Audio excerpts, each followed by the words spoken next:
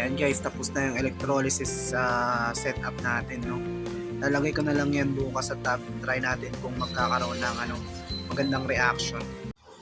There we go. Electrolysis setup is working.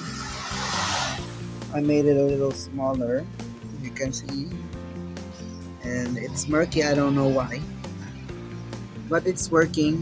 You can see I'm collecting the mixture here. I'll try to blow it up.